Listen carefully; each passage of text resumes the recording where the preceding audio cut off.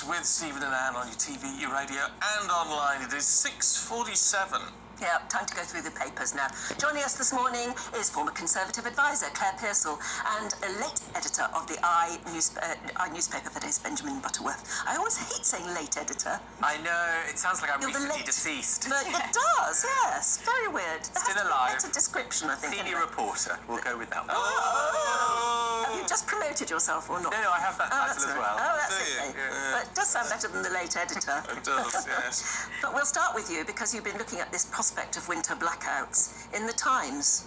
Yes, so the National Grid, and this is pretty unprecedented, I think, has made a warning that there could be blackouts to electricity of up to 3 hours a day, maybe between 4 and 7 p.m. So we'll still be able to watch you, so that's all good. And that could come later in the year because of a shortage of gas being able to get into the country from Europe. But we've got to be careful not to scaremonger, because this is worst of the worst case scenario. It is, and Nadine Zahawi, the cabinet minister, said last night that it's not something they're expecting to happen. He described it exactly as you just did. Now, Liz Truss, when she was asked about this while running for Tory leader a short but seemingly long time ago, she said that there will not be any blackouts. However, I think you have to balance that against the fact that the National Grid would not make this suggestion lightly. And one of the problems is that we don't have enough gas shortage in this country. So in 2012, lots of our capacity to store gas was got rid of, so we're reliant for what's coming in on a fairly short-term basis. I think there were reports in the papers yesterday that we were 6 hours from not having enough gas in March of this year.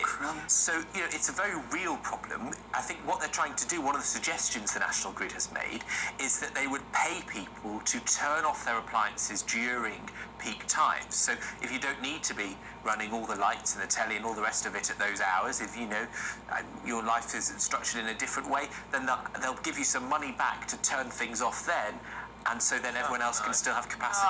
But there is a problem with that, in that it's only people with smart meters. And I think we've all seen that they're not the most reliable pieces of kit on the market, and it's only about half the households in the UK have them. So it's not going to be everybody. Don't you think there's something morally wrong about having to pay people to save energy? We should be doing that anyway, shouldn't we? I mean, do you know what?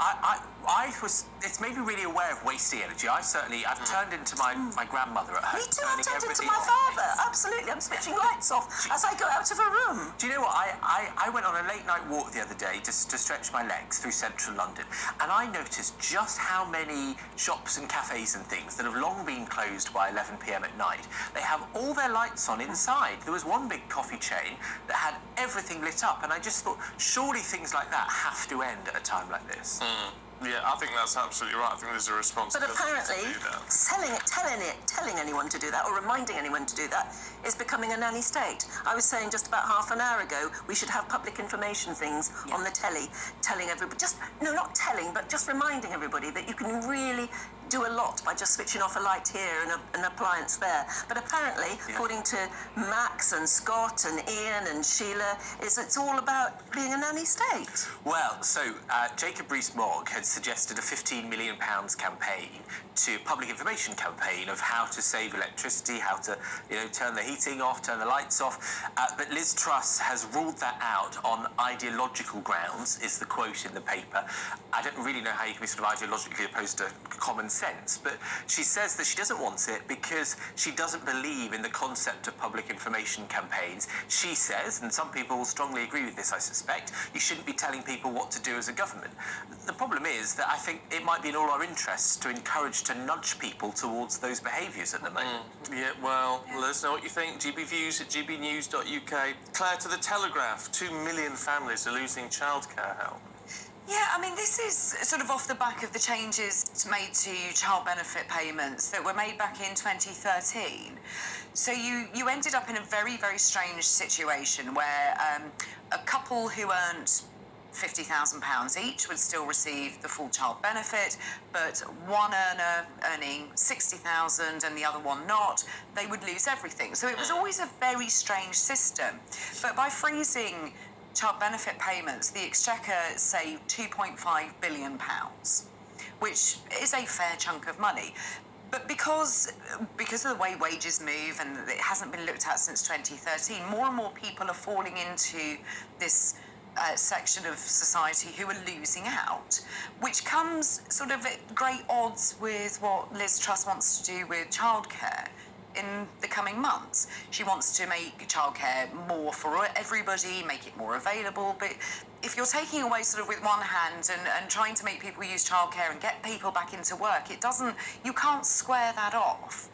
I think that somebody needs to sit down really and look at this. I mean, this is 26% of families will have lost most or all of their child benefit for what was once a universal payment for families. It used to be the family allowance many years Well, it was ago. really invented for mums, wasn't it? It was, In recognition of the fact that it was a very old-fashioned thing, but it was a benefit recognising the fact that mum didn't always get enough money from dad to look after the kids. That's right. It was literally structured in that way, but I mean, it's had to obviously change because we view family life differently nowadays. It was, and it was the allowance given to the woman in order to buy things for the children, to provide, and to have almost like pocket money. So it was a very outdated model. However, most people who received it put it straight into childcare. I mean, when you look at childcare costs are pretty much on average £11,000 a year just for one child. Gosh. It's a lot of money. And the child benefit itself, you know, you're looking at £21.80 per week for one. Should we be funding that, though? In the sense that people didn't have childcare like that when I was growing up in the 70s. It just didn't exist. Well, certainly not where It was I a came different from. model. I don't know how did it work? How did it change so fundamentally? I mean, the model wasn't it, that dad went out to work and probably spent a lot of his wages in the pub in the evening. Mum was looking after the kids and doing all the cooking, and that's why child benefit was invented, so that she would at least have enough money to squirrel away that was paid to her, so that she could feed the kids. Exactly, and I think that a lot of it is that it's based on a system of one parent going out to work and one parent looking after the child, and when that child went to school at the age of 5, the mother normally would be at home after school. They would maybe work part-time, but you know, life has changed and we can't survive. Why has it changed so fundamentally? Why can't we live like that anymore? I mean, I would say that given that Liz Truss's central ambition as Prime Minister is growth, I think the extortionate cost of childcare is something that holds back growth a lot. You know, we are something like 3 times more expensive for childcare than it is in Germany. We're way more than most European countries for the amount that average families spend on childcare.